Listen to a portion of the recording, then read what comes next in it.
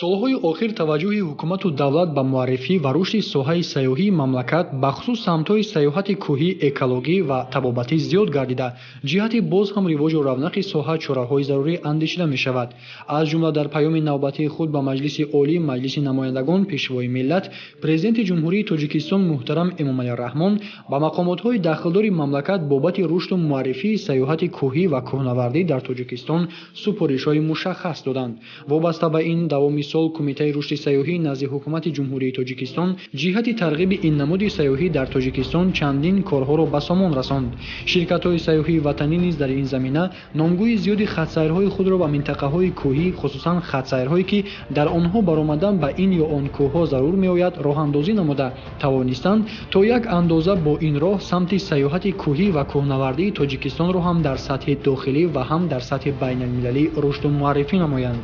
Вобаста ба ин ширкати сайёҳии Дургард бо ташкил намудани гурӯҳи кӯҳнавардони ҳаваскор аз ҳисоби кормандони касбу кори гуногун дар арафаи баргузории ҷашни бузурги миллӣ 32-солагии истиқлолияти давлатии Ҷумҳурии Тоҷикистон хатсайри сайёҳати кӯҳнавардиро ба яке аз қуллаҳои баландтарини Тоҷикистон қуллаи Энергия роҳандозӣ намуд. Қуллаи Энергия дар назди қуллаи баландтарини кӯҳҳои фон ҷойгир шуда, баландиаш аз сатҳи баҳр 5125 метрро дар бар мегирад.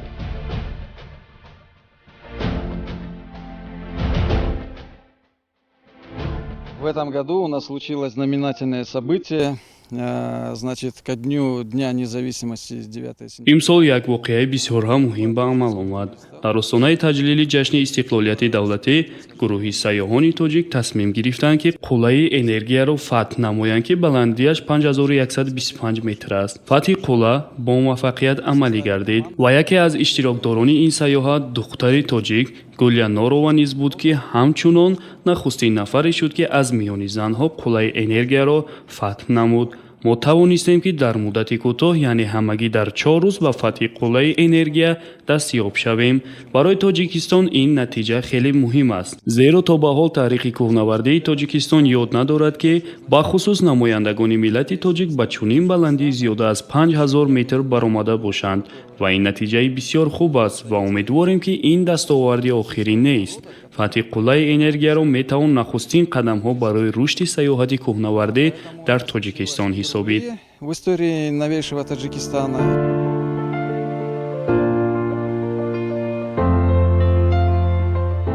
албатта пеш аз сайёҳати кӯҳнавардӣ зарур аст ки ба бисёр ҷузъиётҳо аҳамияти хоса дод. пеш аз ҳама тамрин ва обутоби бадан дар шароитҳои монанд метавонад сатҳи муваффақияти сайёҳати шуморо баланд бардорад. аз ин рӯ гурӯҳи мазкур низ муддати 2 ҳафта дар минтақаи Варзоб тамрин намуда қобилияти мутобиқшавии организми худро дар шароити будубоши дар фазои кушод ва аз сатҳи баҳр баланд сайқал доданд. сипас бо дастрасӣ ва муҷаҳҳазшавӣ бо лавозимоти махсуси кӯҳнавардӣ гурӯҳ барои фатҳи қуллаи мақсуд рӯзи 9 сентябри соли равон ба роҳ баромад.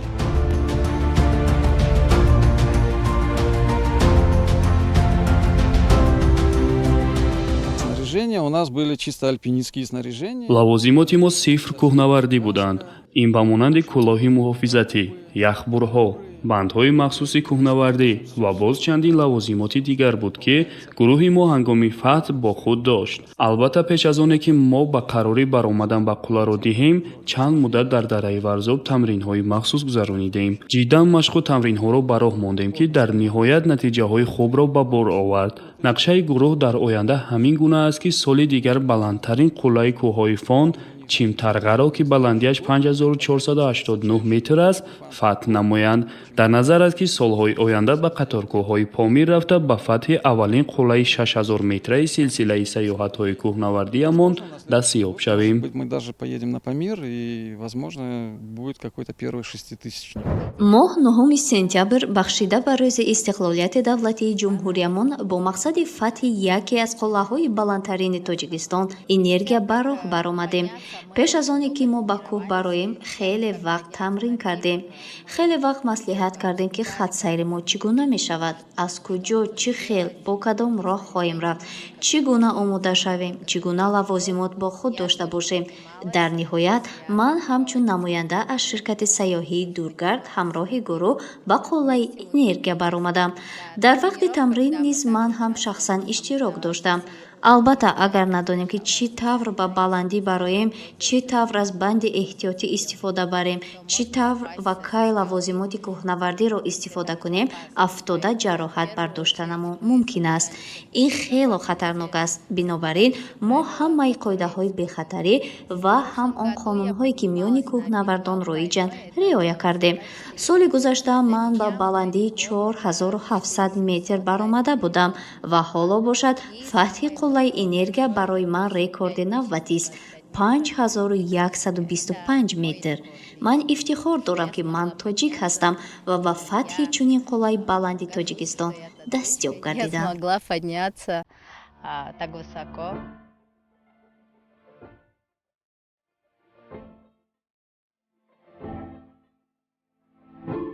албатта зиёд гардидани фатҳи қуллаҳои Тоҷикистон аз тарафи худи тоҷикон дар рушди сайёҳати дохилӣ ва сатҳи байналмилалӣ бетаъсир намемонад. хусусан агар ин гуна сайёҳатҳо бештар тарғиб ва дастгирӣ ёбанд, пас метавон инчунин тими мунтахаби Тоҷикистонро барои иштирок дар мусобиқаҳои сатҳи ҷумҳуриявии Федератсияи варзиши сайёҳии Тоҷикистон ва сатҳи байналмилалии Федератсияи байналмилалии сайёҳии варзишӣ таъсис дод.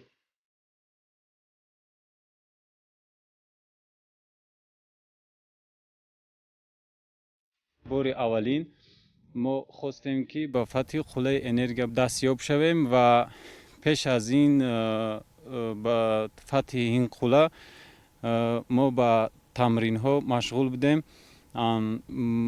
пеш аз тамринҳо мо ба сайёҳати кӯҳӣ мерафтем, ба минтақаҳои сайёҳии Тоҷикистон сафар мекунем ва мо мехостем бо ин фатҳи ин қулла тамоми Тоҷикистонро ба сайёҳони хориҷӣ ва беруна муаррифӣ кунем. дар он вақте ки мо ба фатҳи ин қулла шурӯъ намудем, ин сайёҳати мо 4 рӯзро дар бар гирифт. дар ин вақт ба ҳамроҳи мо сайёҳони хориҷӣ ҳам низ буданд. танҳо онҳо аз мо фақат як савол мекарданд ки шумо оё ба баромадани ин қулла дастёб мешавед ва ё намешавед. ҳаракат кардем ки ба баромадани фатҳи ин қулла дастёб шавем.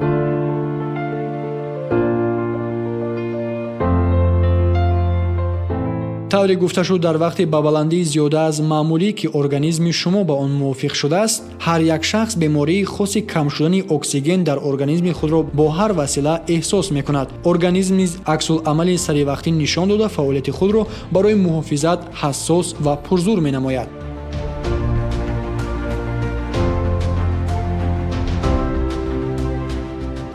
як намуди бемории кӯҳӣ мебошад ки инсон дар он вақт на ғизо хӯрда метавонад ва ҳаракатшам суст мешавад.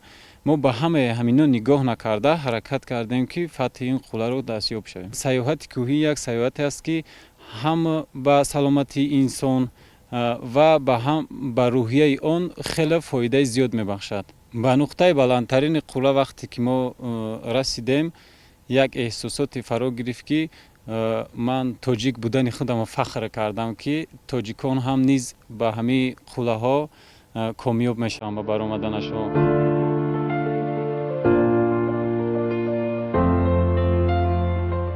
пеш аз сайёҳат, бахусус сайёҳати кӯҳнавардӣ ки ба гурӯҳи сайёҳатҳои шадид ё худ экстремалӣ дохил мешавад, ба нақшагирӣ ва гирифтани лавозимоти эҳтиётӣ зарур аст, зеро хурдтарин ҷузъиёт ва амали ғайринақшавӣ ба оқибатҳои ногувор ҳангоми баромадан ба баландиҳои зиёд боис мегардад.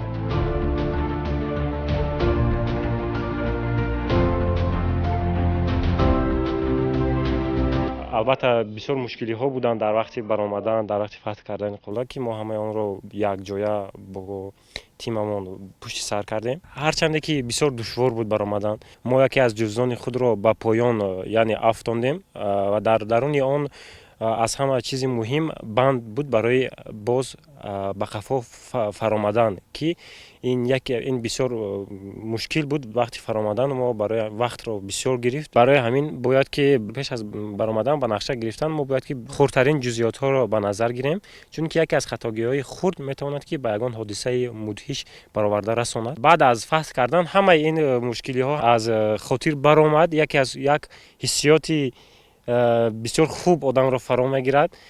вақте ки дар баландӣ мебароӣ дига ҳамаи ин мушкилиҳоро фаромӯш мекунӣ, ту мисол фахр мекунӣ ки баромадӣ ҳаминҷа.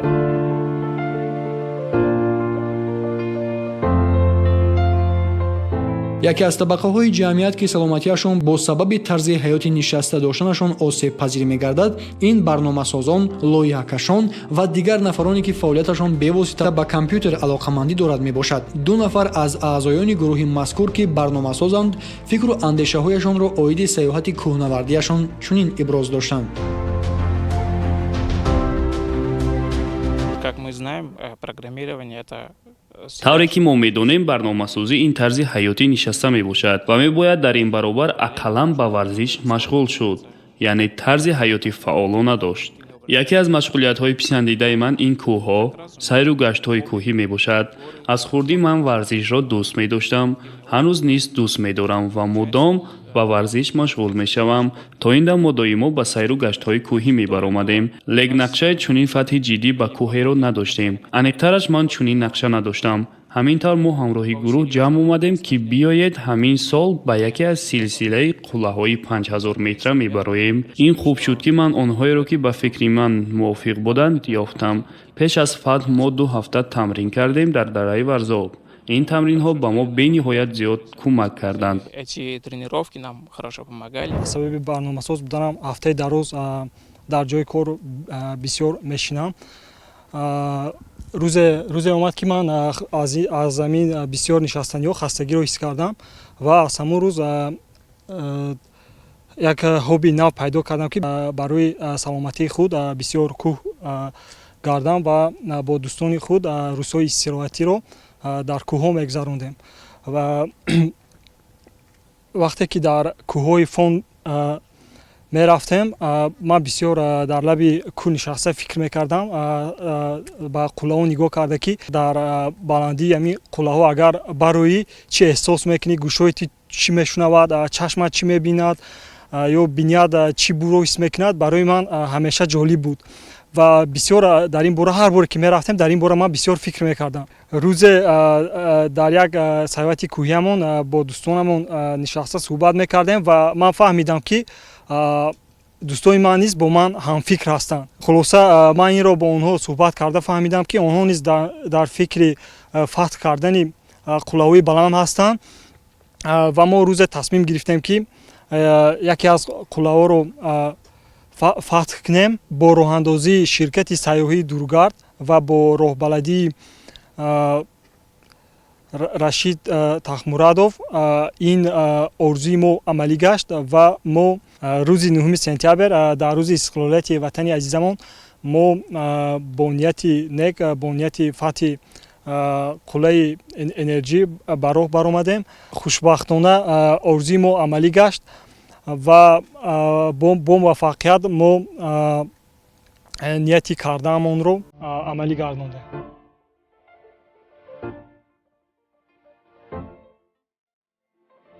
ҳар як нафаре ки ба сайёҳати кӯҳнавардӣ машғул мешавад, албатта бояд донад ки ба ғайр аз тамошо ва ҳаловат бурдан аз боду ҳавои форами кӯҳсор, дарёчаҳои шуху кӯлҳои софу зулол инчунин дар пушташ ҷуздони пурбор ва роҳи нишеби хатарноки кӯҳӣ ӯро дар пеш аст. аслан маҳз ҳамин боиси он мегардад ки сайёҳати кӯҳнавардӣ бо варзиш омехта шуда намуди сайёҳии варзиширо ба вуҷуд оварад ва ҳамзамон миллионҳо нафар дӯстдорони сайру сайёҳатро ба худ моил созад.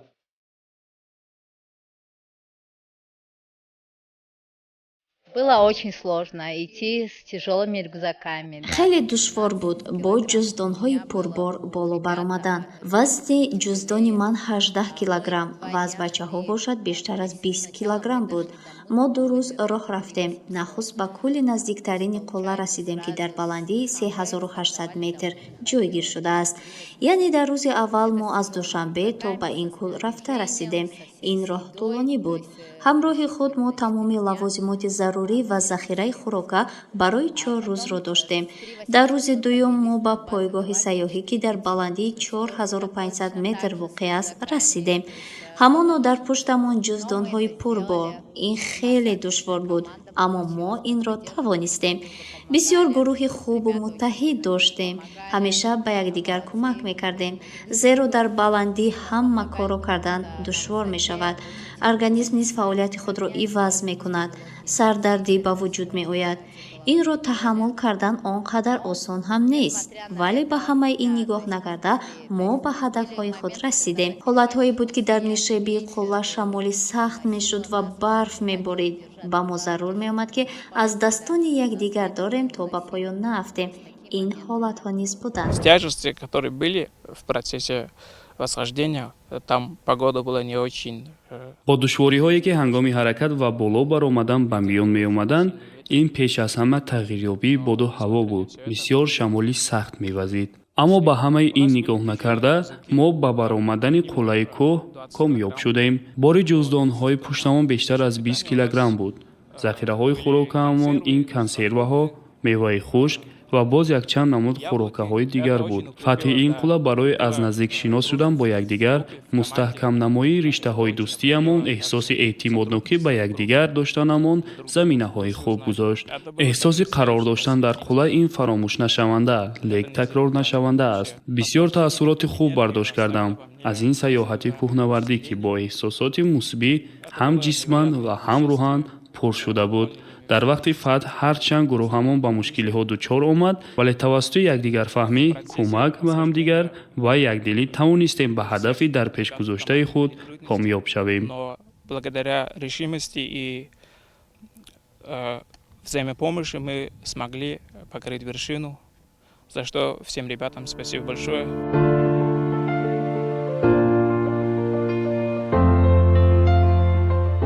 яке аз қоидаҳои асосии сайёҳати кӯҳнавардӣ ин ҳатман ташкили гурӯҳ ва боварӣ ба якдигар мебошад, зеро танҳо бо фаъолияти якҷоя ва муттаҳидона метавон ба қуллаҳои баландтарини кӯҳҳо расид.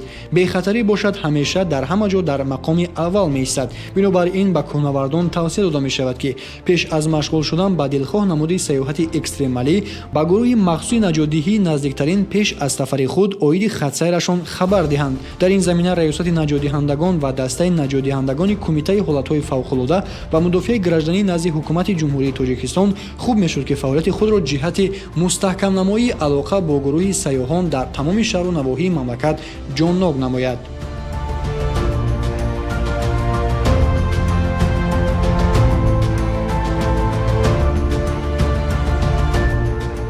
На тренировках мы уже дар вақти тамрин ҳамроҳи гурӯҳ мо ба ҳамдигар боварӣ ҳосил намудем ки бале мо дар лаҳзаҳои зарурӣ ба ҳамдигар эътимод карда метавонем. мақоли халқи як кас барои ҳама ва ҳама барои як кас будан инҷо беҳад муҳим аст. дар гурӯҳи мо низ ҳамин хел буд. ҳангоме ки ба якеямон кӯмак лозим мешуд, ёрии худро дариғ намедоштем. ин ҳамеша хуб аст, яъне ҳамдигарфаҳмӣ, дасти ёрӣ дароз кардан ба якдигар ва эътимоднокӣ. чун вақте дар баландӣ ҳастед, шумо метавонед ки ҳаёти худро ба каси дигар бовар кунед. ҳаёти шумо аз амали дурусти ҳамроҳатон вобаста мегардад. шахҳои яхине буданд ки баромадан ба онҳо хеле хатарнок аст ва як амали хатои ҳамроҳат метавонад ба маҷрӯҳ шудани шумо ва дигар оқибатҳои вазнин оварда расонад. оянда нақша дорем ҳамроҳи гурӯҳ ба қуллаи Чинтарға бароем.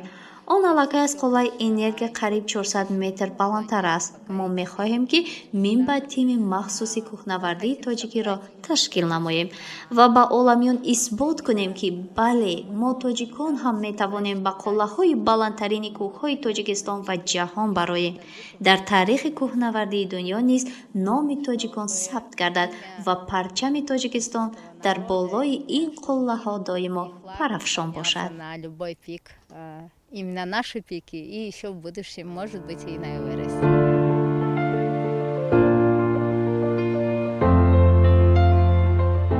замоне ки дар баландтарин қуллаҳои Тоҷикистон қарор мегиред, боз як бори дигар боварӣ ҳосил мекунед ки Тоҷикистон воқеан сарзамини кӯҳсор аст. гурӯҳи мазкур пас аз фатҳи қулла бо сертификати дараҷаи душвории B2 ки махсуси кӯҳнавардӣ аст, аз тарафи ширкати сайёҳии Дургард қадрдонӣ карда шуд. ҳамин тавр бо боварӣ метавон гуфт ки фатҳи қуллаи мазкур як дастоварди беназирест дар остонаи ҷашни миллии истиқлолияти давлатии ҷумҳурии Тоҷикистон ва рӯзи ҷаҳонии сайёҳӣ.